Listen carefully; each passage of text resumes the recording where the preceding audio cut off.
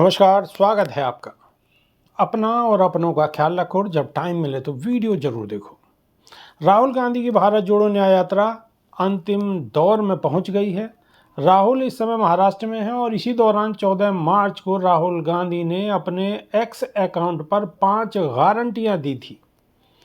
राहुल गांधी ने कहा कि स्वामीनाथन आयोग के तहत किसानों को न्यूनतम समर्थन मूल्य एमएसपी के साथ ही स्थायी कृषि ऋण माफी आयोग बनाएंगे। नासिक की कृषि मंडी में राहुल की सभा आयोजित की गई थी। इसमें एनसीपी प्रमुख शरद पवार, शिवसेना उद्धव गुट के नेता संजय राउत भी मौजूद रहे। राहुल गांधी ने कहा कि जब तक कोई व्यक्ति किसान के दुख को नहीं समझता, किसानों की मेहनत की इज्जत नहीं करता, तब तक वह किसान की मदद नहीं कर सकता। हमारी सरकार के दरवाजे आपके लिए खुले रहेंगे। आपको ये लगेगा कि दिल्ली में किसानों की रक्षा करने वाली सरकार है। यानी कि अगर कांग्रेस की सरकार आती है तो किसानों को ऐसा महसूस होगा कि दिल्ली में बनी हुई जो सरकार है वो किसानों की सरकार है। इस मौके पर संजय राउत ने कहा है कि राहुल गांधी आम लोगों की बात सुनते हैं, उन पर अपनी बात थोपते नहीं हैं। पहले हम कहते थे कि इंदिरा गांधी आई हैं, नई रोशनी लाई हैं। आज के समय में भारत और महाराष्ट्र के लिए वे रोशनी राहुल गांधी हैं। सभा से पहले राहुल गांधी ने नासिक में रोड शो किया था। 12 ज्योतिर्लिंगों में से एक त्र्यंबकेश्वर मंदिर में दर्शन किए और इससे पहले राहुल गांधी ने न्याय यात्रा के दौरान देवघर में वैद्यनाथ धाम, वाराणसी में काशी विश्वनाथ और उज्जैन में महाकाल के दर्शन किए थे।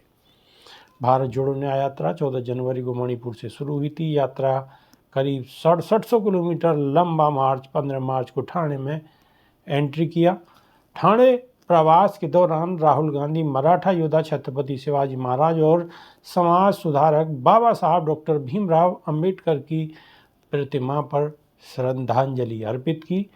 राष्ट्रवादी कांग्रेस पार्टी के विधायक और महाराष्ट्र के पूर्व मंत्री जितेंद्र आव्हाड के मुताबिक 17 मार्च को मुंबई में एक रैली के साथ यात्रा समाप्त होगी।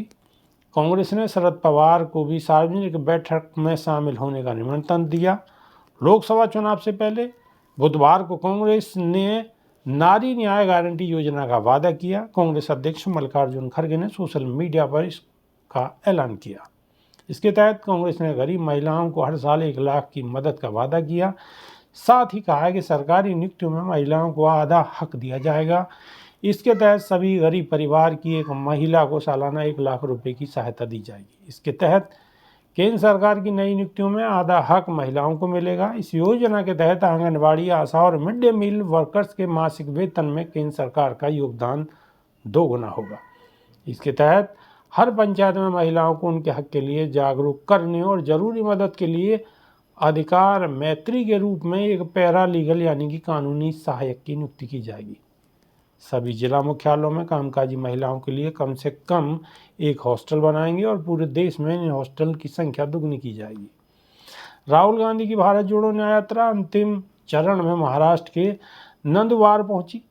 यह जगह कभी कांग्रेस का गढ़ हुआ करती थी। मंगलवार को राहुल ने आदिवासी न्याय सम्मेलन में अपने भाषण की शुरुआत जय आदिवासी कहकर की।